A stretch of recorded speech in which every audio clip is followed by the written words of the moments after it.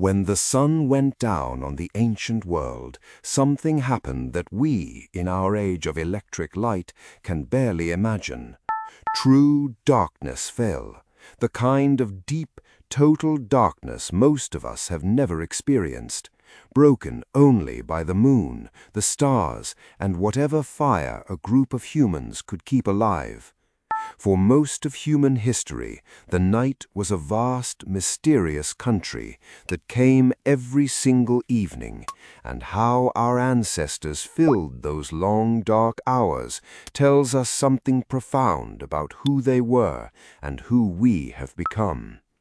So what did ancient humans actually do at night, in a world with no screens, no lamps, no electricity, nothing but darkness and firelight? The answer is more fascinating and more relevant to your own life than you might think. Begin with the obvious but easily forgotten fact. Before fire and before artificial light, the night was genuinely dangerous. Humans are not built for the dark. Our eyes are poor in low light compared to the predators that hunted by night, the big cats and other dangers that owned the hours after sunset. For our distant ancestors, darkness meant vulnerability, a time to stay still, stay hidden, and stay safe until the sun returned. The night was something to be survived. But everything changed when humans mastered fire, because fire pushed back the darkness and for the first time gave our ancestors the night as a space they could use rather than simply endure. This is one of the most underappreciated gifts of fire. By creating a circle of light and warmth, fire extended the human day past sunset, opening up hours that had always belonged to darkness. And what our ancestors did with those hours may have helped shape the human mind itself. Researchers who have studied modern hunter-gatherer groups, such as communities in Africa, whose way of life offers a window into our deep past, have noticed something striking about how they spend their nights. During the day, conversation tends to be practical, about food, about tools, about the work that needs doing, about disputes and the business of survival. But at night, around the fire, the talk changes.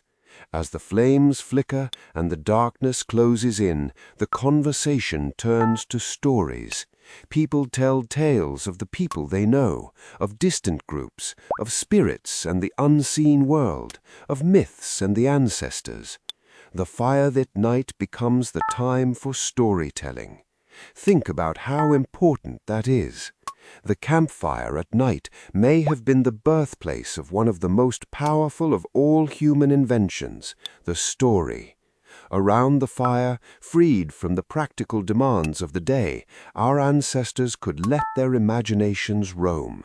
They could pass down the history of their people, teach the young the rules and values of the group, share knowledge about distant lands and dangerous animals, and weave the myths that gave their world meaning. Storytelling is how humans transmit culture, how we encode wisdom in a form that sticks in the memory and travels across generations. And much of it, the evidence suggests, happened in the glow of the nighttime fire. The night was not wasted time. It may have been some of the most important time of all, the hours when culture itself was forged and handed down. The fire at night did more than host stories. It was a social hearth, a gathering place that drew the group together at the end of the day. Around it, people strengthened the bonds that held the community together, the relationships that survival depended on. There was a deeper, warmer kind of togetherness available at night, a chance to simply be together in the light, sharing food and warmth and company while the cold, dark world waited outside. In a life that was often hard and dangerous, these nightly gatherings around the fire may have been a source of comfort, belonging, and joy. But it is also worth asking the simpler question of how our ancestors actually slept, because the night was, of course, mostly for rest. And here, modern research has uncovered something that overturns a common assumption. Many people today worry that they are not sleeping the way humans are supposed to, in one long, unbroken block of 8 hours. But studies of sleep, including research on people living without artificial light, suggest that the natural human pattern may have been more flexible than we assume. Some historical evidence points to the possibility of segmented sleep, where people slept in 2 phases, with a quiet period of wakefulness in the middle of the night, a time that might have been used for reflection, for tending the fire, for quiet talk, or simply for resting in the dark before drifting back to sleep. While scientists still debate the details, it is a useful reminder that our modern, rigid idea of how a night should be spent is not the only way humans have ever lived. The natural darkness also shaped the human relationship with the sky in a way almost entirely lost to us today. With no light pollution, the night sky over the ancient world was breathtaking, a brilliant canopy of countless stars, the glowing band of the Milky Way stretched overhead, the moon moving through its phases. Our ancestors watched that sky night after night, and over time they came to know it intimately. They saw patterns in the stars, tracked the movements of the moon and the seasons, and wove the heavens into their stories and their understanding of the world. The night sky was a calendar, a map, and a source of wonder all at once. The deep human urge to look up and ask what it all means may have been born in those clear, dark, star-filled nights around the ancient fires. There is a lesson in all of this that reaches right into our own lives. For our ancestors, the night was a time of fire, stories, togetherness, rest, and stars. It was when the practical business of the day gave way to something deeper. The telling of tales, the sharing of meaning, the binding of the community, the contemplation of the heavens. Today we have flooded the night with artificial light and filled it with screens, and in doing so we have gained much, but we may also have lost something. The quiet, the darkness, the gathering around a shared warmth, the simple act of telling stories face to face, these were once the heart of the human night. There is a reason that even now, sitting around a campfire under the stars feels so deeply, almost mysteriously satisfying. It touches something ancient in us, a memory written deep in our species of what the night was always meant to be. There is also something worth saying about how this ancient relationship with the night speaks to a quiet problem in modern life. Today, with artificial light available at the flick of a switch, we have effectively abolished the natural night, filling our evenings with bright screens and electric glare right up until the moment we try to sleep.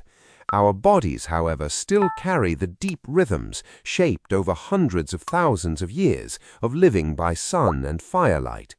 Many researchers believe that our modern disconnection from the natural cycle of light and darkness lies behind a great deal of the trouble people have with sleep today. The slow dimming of the day into firelit evening and then into true darkness was the rhythm our biology was tuned to. Understanding what the night meant to our ancestors is not just a window into the past, it is also a gentle reminder of something our own bodies still quietly remember and may still quietly need. It is also striking to think about how the night shaped the human imagination in ways that still echo through our culture today. So many of our oldest fears and our oldest wonders are children of the dark. The monsters that lurk in stories, the spirits and ghosts of countless traditions, the deep unease many people still feel in true darkness, all of these trace back to a time when the night genuinely was dangerous, when the failing of the light meant the coming of real predators and real risk. and at the same time, so much of our sense of wonder, our myths of the stars and the moon, our stories of gods and heroes written across the heavens, was born in those same dark hours when our ancestors looked up at a sky we can barely see anymore and filled it with meaning.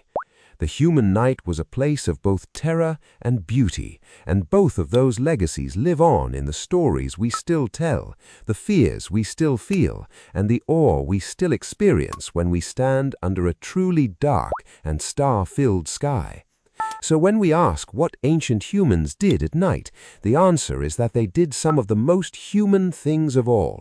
They gathered, they talked, they told the stories that carried their culture forward, they strengthened the bonds of their community, they rested in the flexible rhythms their bodies preferred, and they gazed up at a sky ablaze with stars and wondered. The darkness that had once been only a threat became, by the light of the fire, one of the richest spaces in human life. And every time we sit together in the glow of a flame and lose ourselves in a story, we are doing exactly what our ancestors did all those thousands of years ago, in the warm circle of light they carved out of the endless ancient night. In the end, the ancient human night reminds us that darkness was never only an absence of light. It was a presence in its own right, a time with its own character, its own activities, and its own deep importance to the human story.